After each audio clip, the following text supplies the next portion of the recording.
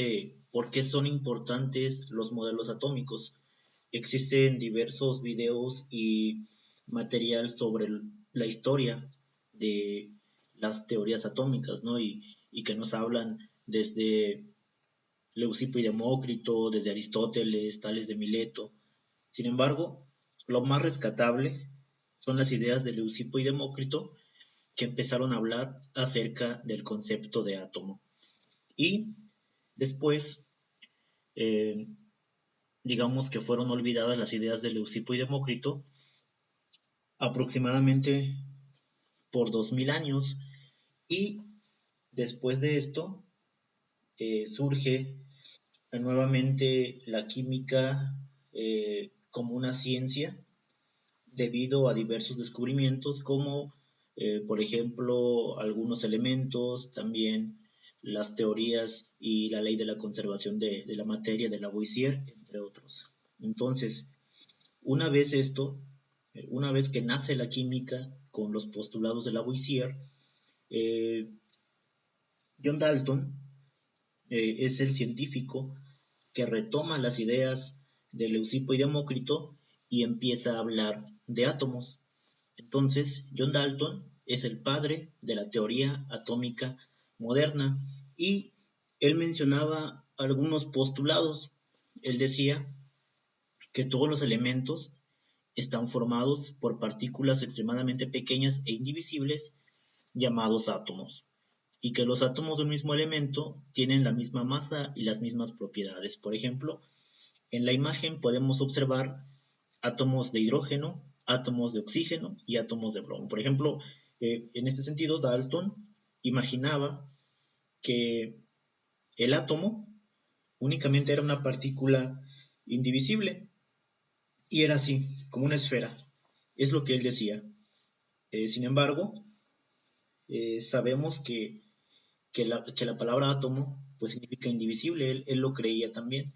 Ahora sabemos que el átomo sí es divisible y que no es una esfera nada más así, sino que tiene aparte subpartículas. Vamos a platicar acerca de ello. Bueno, Dalton fue el primero en retomar las ideas de Leucipo y Demócrito 2000 años después, y por eso es considerado el padre de la teoría atómica moderna.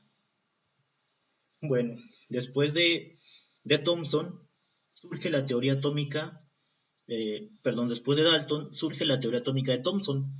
Thomson, de hecho, fue el descubridor del electrón, que es una subpartícula cargada negativamente. Bueno, Thomson pensaba que el átomo era más o menos una esfera, como decía Dalton, pero cargada positivamente de una manera homogénea, y en el interior de ella se encontraban las partículas negativas.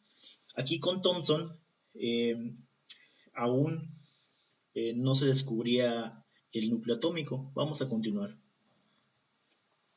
Bueno, Perrin modificó un poquito el modelo de Thomson y mencionó que las cargas negativas estaban, pero digamos que en el perímetro, ¿no? Que estaban en la periferia del átomo. Veamos la diferencia, ¿no? Entre Thomson y Perrin. Y más adelante, debido a algunos experimentos que se realizaron con algunos rayos, Rutherford descubrió que existía un núcleo en el átomo. Entonces, ya con Rutherford, gracias a sus experimentos, encontramos que el átomo va a tener núcleo en el cual vamos a tener protones y neutrones y una corteza. En este caso, en la corteza van a encontrarse los electrones.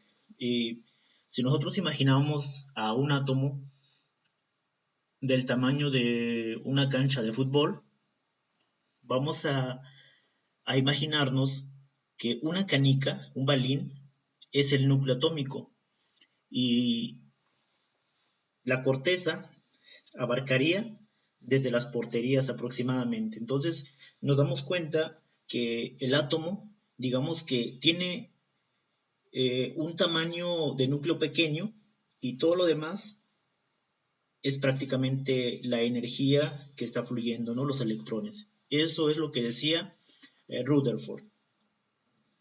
Bueno, con, con el desarrollo de la ciencia y el surgimiento de la mecánica cuántica, surge la teoría atómica de Bohr. Bohr decía que, en efecto, existía el núcleo atómico en el cual estaban los protones y los neutrones, y girando en órbitas circulares encontrábamos a los electrones. Entonces, aquí es lo importante, ¿no? Con Bohr surge la cuestión de los números cuánticos, es decir, Bohr empieza a imaginarse al átomo como si fuera un sistema solar, ¿no? En este caso vemos que decía que había niveles energéticos, que son del 1 al 7. Y Bohr decía que los electrones giraban dependiendo de la cantidad de energía que tuvieran en determinadas órbitas o niveles energéticos. Esto es lo más importante, porque de aquí surge la idea de nivel energético y número cuántico n o principal, del cual vamos a hablar un poquito más adelante. Bueno, después de Bohr, Arnold Sommerfeld, que es un físico alemán, que fue un físico alemán, modificó un poquito la idea de Bohr, y tomando en cuenta algunas ideas de Albert Einstein, eh, digamos que modificó completamente la cuestión de cómo concebíamos al átomo, es decir, nosotros lo veíamos acá como un sistema solar, acá ya no, aquí ya lo vemos con orbitales. Seguimos respetando los niveles energéticos, pero hay subniveles, o bien llamados orbitales, en las cuales giraban o se ubicaban los electrones. Estos orbitales tenían diferente forma. Por ejemplo, en el caso del orbital S, era un orbital circular, pero el P ya cambiaba. Entonces, es importante las ideas de Sommerfeld, porque prácticamente aquí tenemos también otro número cuántico, que es el número cuántico L o azimutal. Vamos a ver entonces que los orbitales atómicos van a tener cierta energía también y cierta forma. Cuando es un orbital de tipo S, es circular. El orbital P lo vemos bilobulado, el orbital D y el orbital F. Son 4 orbitales que existen.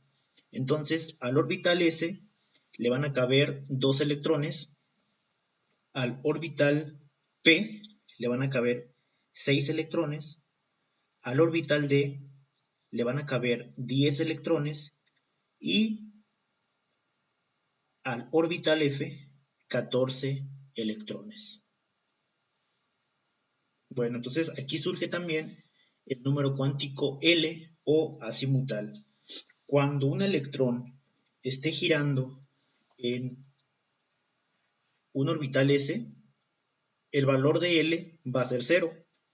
Cuando esté en un orbital P de 1, en un D de 2 y en un orbital F de 3. Hasta aquí ya hemos visto dos números cuánticos. N, que es el nivel energético, y L, que es el orbital. Bueno, vamos a continuar. Después surge el modelo atómico de Schrödinger. Schrödinger lo que quería era definir, más o menos, dónde se encontraba el electrón girando. Entonces, ideó una ecuación, su famosa ecuación de onda, y en esta ecuación de onda introduce el número cuántico m o magnético. El número cuántico m va a depender mucho de el orbital en el cual esté girando el electrón.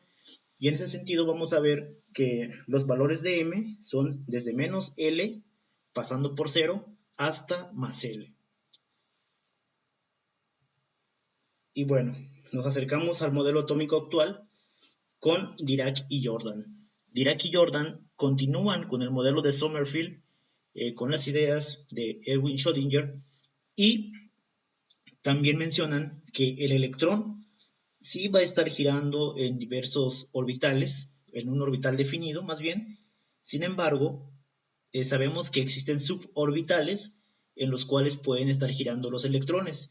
Estos electrones tienen que girar uno de acuerdo a las manecillas del reloj y el otro contrario a las manecillas del reloj.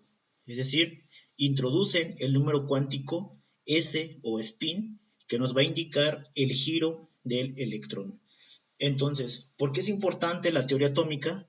Porque, bueno, nos van a indicar, o es una manera de ir conociendo los números cuánticos, N, L, M y S.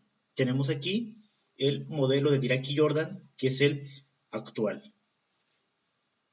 Entonces, si vemos que hay un núcleo atómico, pero también tenemos por aquí los diversos orbitales en las cuales van a estar girando los electrones. Espero que hasta aquí haya quedado un poquito claro. Muchas gracias.